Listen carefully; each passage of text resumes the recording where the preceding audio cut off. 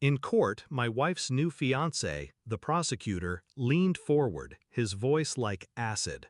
"Your father is nothing but a coward military officer." My son froze. His hands clenched under the table, the way mine used to before deployment. Then, darkness.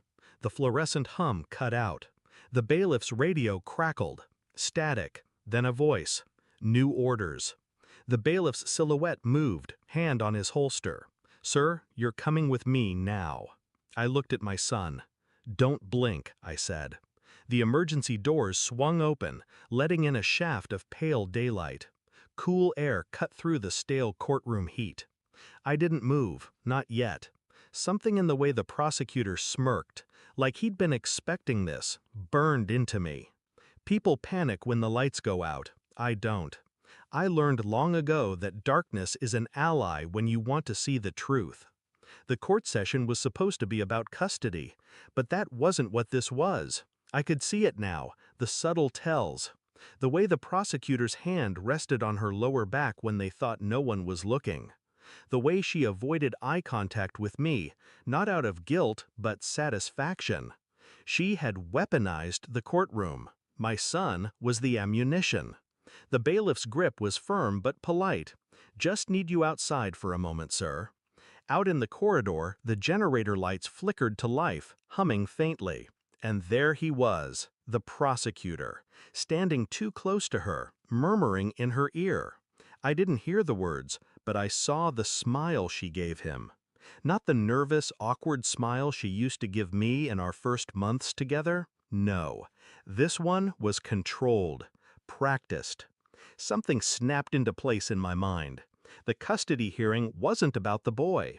It was about removing me, piece by piece, from both their lives. The sudden darkness in the courtroom hadn't been an accident. It was cover for something I wasn't supposed to see. I played my part, calm, cooperative. That night, I began to pull threads. I started with her phone records. Not hers, those were locked down tight, but his, the prosecutor's. People like him assume their personal number is untouchable. They're wrong. Military intelligence leaves you with certain connections. The logs were damning. Calls between them before the divorce was even mentioned. Late-night messages.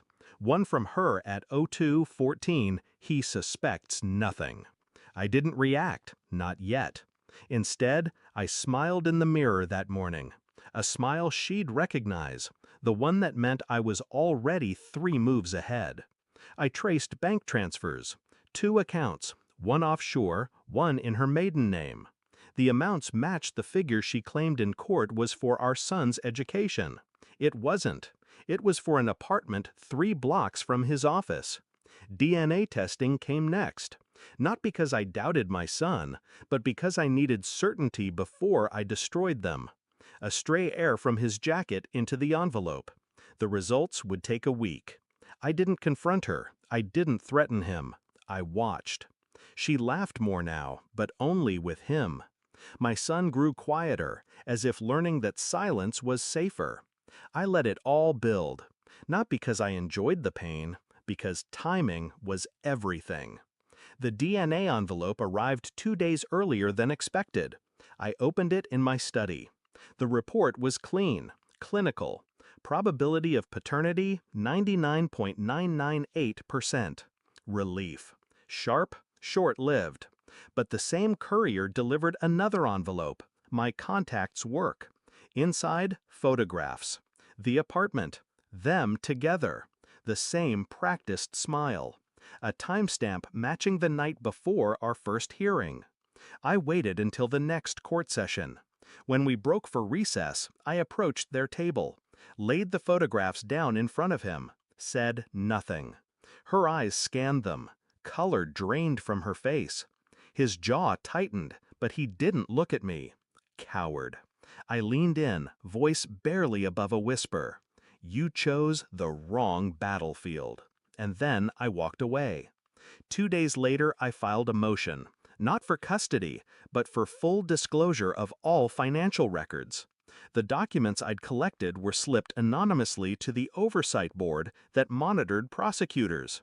He was under investigation before week's end. I didn't need to testify. His own arrogance was the weapon. When she called, voice trembling, asking what I'd done, I let the silence stretch until she couldn't stand it. Finally, I said, "I just turned on the lights." She begged, said it wasn't what it looked like. I hung up before she finished the sentence.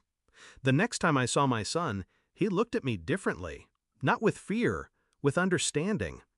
The prosecutor resigned quietly, citing personal reasons. She moved out of the apartment, sold it at a loss. I didn't care. The court granted me primary custody. Not because I fought harder, because when the truth is undeniable, even the system stops pretending. One evening, as I watched my son eat in silence, I realized something. It wasn't about winning. It was about removing their power over me. The war had ended without a single raised voice, only precision, only inevitability. People think victory feels loud, triumphant. They're wrong. It feels like walking away from a burning building without looking back. And I never looked back.